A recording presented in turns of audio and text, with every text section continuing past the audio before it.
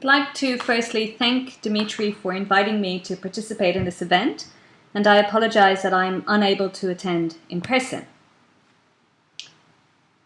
I know that blood is important. It was brought home to me recently after an incident involving my daughter, whose blonde, blue-eyed friend told her that she couldn't play at being the Disney Princess Elsa because of her dark hair and eyes. She was very upset, and the matter was taken up with her teachers. The father of the child involved, who doesn't think of himself as a racist, was horrified. In an attempt to explain the principle of equality to his 5-year-old daughter, he said, "We have English blood, and your friend has Indian blood." To him, that was all that was needed to be said. To my daughter, a world of confusion was opened up. Blood, then, as Gil Anidjar makes clear, is universal. We all have it. But it is also the ultimate marker of difference. Bloods differ, and dangerous things happen if they are mixed. His book traces the genealogy of blood as a master signifier for life, politics, the law, nation, race, class, and as such, forces us to consider the significance of something which, as he argues, has rarely, if ever, been examined conceptually. Blood is not a thing, yet it comes to function metaphorically and symbolically, but also materially, across so many, if not all, spheres, that it begs the close examination that Anidjar relentlessly submits it to. I read this book as I think it was intended, as a means of forcing us to consider the relationship between signifiers, in this case blood, and many of the historical, political, and social processes that we are all trying to grapple with in different ways. For my part, I can only participate in this discussion by reflecting on what Blood, the book, teaches us about race, or more correctly, what questions my reading of this book have led me to ask about my own understanding of race and racism. I will focus on two aspects. Firstly, on what seems to be driving the need for the book, namely the role of Western Christianity in instigating the central institutions and concepts at the heart of modernity, in which I see race as deeply imbricated. Secondly, I will make some remarks on how I think the unique focus on blood raises questions about what we think race is. Blood, Anidjar seems to be saying, is arbitrary. Why blood? Why not flesh or bone? The idea of pure versus impure blood is born with 1492, the expulsion of Jews and Arabs from Spain, and the conquest of America, which are foundational moments in the establishment of Europe as hegemonic, both in material and discursive terms. What is important in the claims being made is that the idea that Europe emerges as dominant because of processes that are seen as emphatically modern, progress in terms of science, technological innovation, the birth of capitalism and later industrialization, and so on, is not a sufficient explanation of this hegemonic status. In other words, we cannot use the explanations that Europe has created for itself to explain the fact that the very idea of Europe relies on a cutting off of Europe from non-Europe.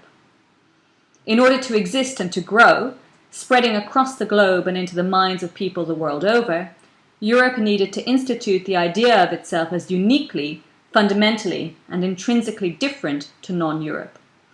Anidjar explains that the origins of this notion of difference are to be found in theology, and specifically in Western Christianity, and not in the secular myths that Europe tells itself. Where he is adding to the story is in his, pun intended, infusion of blood. What I found particularly interesting about this relationship between the foundations of Europe, which rely on the myth of secularism, and the centrality of blood, originated in Christianity, is the ways in which it is obscured in officialized accounts of Europeanness. Although it is a truism to say that Europe has a bloody history, this is curiously rarely thought about as being integral to the trajectory that Europe took, which is one of war, conquest, annihilation, and dispossession of the other more often than not. Strangely, and despite this, Europe constructs itself as the originary locus of peace and tolerance. I agree that blood is a central means through which distinctions between peaceful because enlightened Europe and warring because savage non-Europe are constructed. Blood, bloodiness, bloodthirstiness are symbolically aligned with a fear of the barbarians at the gate. The construction of religions along axes of rationality is implicitly bound up with this. To be irrational is to be bloody. Yet curiously, as I think Anidjar is pointing out, it is the religions for whom blood has little to no significance, Judaism and Islam, which are thought of as bloodthirsty, Islam especially, and they are designated as such by Christian societies for whom blood has such originary importance. The externalization of blood can be seen clearly in the contemporary multiculturalism wars which I have written about. The crises of multiculturalism are denoted by multiculturalists' purported tolerance of the intolerant, to use the mainstream liberal language. So those who are seen as championing cultural diversity or hybridity are seen as literally opening the rivers of blood, as Enoch Powell once said, leading to today's homegrown terrorist or ISIS radical. The Sydney protests against the Islamophobic DIY film The Innocence of Muslims was a case in point. The protesters, outraged at the blasphemous portrayal of their prophet, were cast as bloodthirsty fanatics whose religious beliefs drove them to so-called irrational levels of anger about a mere film. The film's reflection of the dominant view of Muslims as enshrined in anti-terror laws and justifications for Western war, drones, renditions and torture was not deemed in need of scrutiny.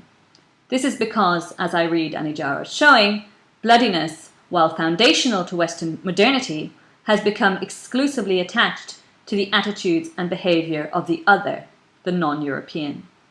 So Blood, the book, forces us to return to difference and how difference is created. And because blood in itself is arbitrary, and because it is ultimately meaningless in and of itself, it is immeasurable, real differences in blood, such as blood type, do not equate with blood as kinship. Examining the significance of blood forces us to remember that differences too are arbitrarily demarcated. The construction of difference as blood, or indeed as gender or race, serves a purpose that is entirely different from the intrinsic quality which is said to be denoted by that difference. The purpose is to wield power, but power is more successful when it is indirect. Having made these schematic remarks, what did reading this book have to tell me about the particular difference that I am concerned by, race? Blood talks a lot about race, and race is seen as bound up with blood, as in Robert Young's comment, cited by Anidjar, that, and I quote, "If the word race does not mean community of blood, it is hard to see what it does mean," end quote. I agree with this, but I am also interested in the idea that blood, more than anything else, is central to race. Anidjar has clearly read the race-critical literature, though I was struck by the relative absence of black and non-Western scholars. However, at several junctures, I was concerned with phrases such as, quote, "the all too narrow confines of the history of race," end quote, or, quote, "what would the history of the one-drop rule look like? Would it be possible if it were written not as a chapter in the history of race, but as a chapter in the history of blood instead," end quote. Anidjar seems to realize that his attempt to both link and distance race and blood from each other could be read as problematic when he writes that, quote, "although I share the concerns and commitments of race scholars and activists, I am primarily interested in blood and its reach," end quote. Now, I understand that this is a book about blood and not one about race, but by his own admission, Blood, the book, cannot avoid race. Given this, I am interested in what Anidjar thinks race is. I was struck by the statement, quote, "blood is a racial, read scientific, category or a legal one," quote, end quote. Am I to take it that Anidjar thinks race is purely about pseudo-race science? I think not, because again, his quote from Young seems to endorse the idea that, quoting Young, race could mean a lot of things. Ideas about race did not depend on the new science of biology, end quote. However, race in blood is discussed much more in terms of its biological provenance and carriage into law, such as the one-drop rule, than in terms of its performative function. For me, race is significant as a technology for the management of human life. Thus, it quickly departs from the symbolic level that it is nevertheless rooted in. If we accept that this is the route taken by race, from Christian ideas of pure and impure blood through to the invention of a science of immutable biological differences, often but not exclusively measured in terms of blood into law, then what purpose did it serve?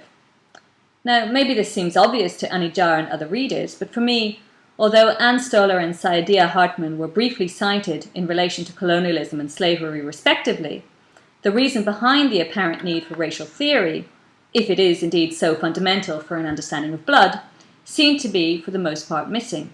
I wonder whether, as an aside perhaps, the centrality of unseen blood can fully encapsulate anti-blackness, for example.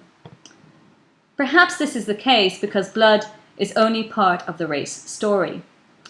As soon as we look at race in terms of what it does rather than what it is, which is what I take from Barnard Hesse's call to look at race as performative, then we are called back to the arbitrariness of the tropes it requires along the way.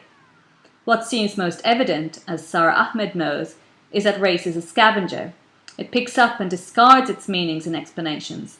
The biological and the cultural, for example, and thus also the religious, have forever been intertwined as explanations of fundamental difference.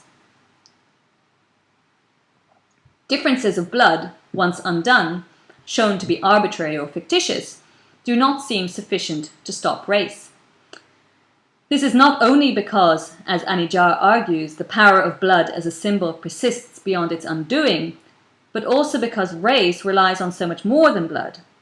To use the capillary metaphor in the book, race runs through so many institutions, structures, cultures, and so on, that it now scarcely needs an ideological framework.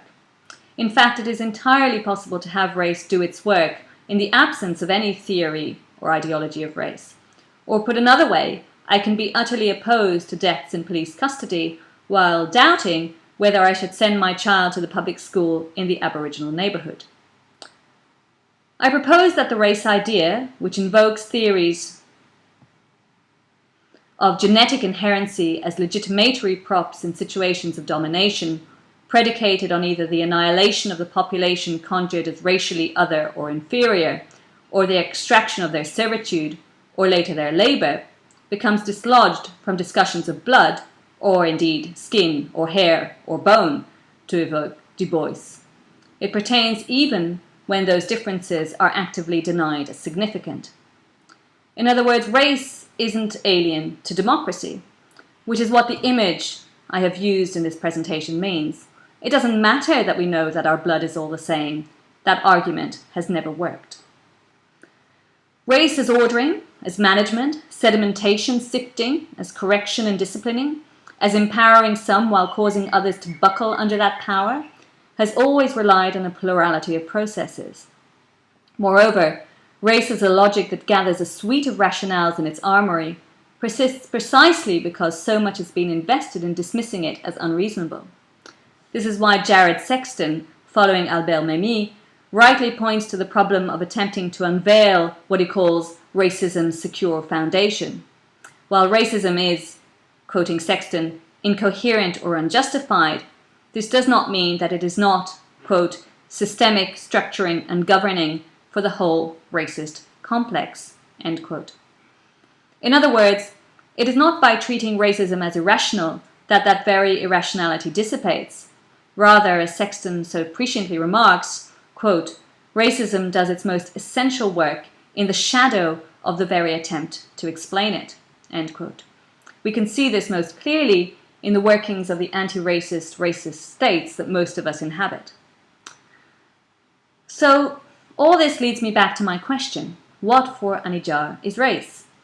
And does a focus on blood, which is forced to encapsulate race, but which does not want to linger on it, serve, from a self-interested perspective, to further our understanding of that which race is in the service of, or does it not? May it not, in fact, run the risk, precisely because of the arbitrariness and paradoxically the universality of blood, of detaching race from its performative functions historically and in our times? Of course, this depends on the reading, and as always, this question is not dissociable from what Ramon Grossvogel calls epistemic racism. Some, or even most readers, will come at this book from a variety of standpoints, most of which fail to see race as central to the big questions that exercise us. Others will take from it the fundamental teaching that blood, though arbitrary, like race, is in fact all. What should continue to motivate us is the question why or how has this come to pass, and in so doing go on to ask, what is it about the particular political, social and economic conjunctures of the early modern period, whose legacies we are still enduring, that gave rise to folk concepts that persistently yield such material and often murderous results? Thank you.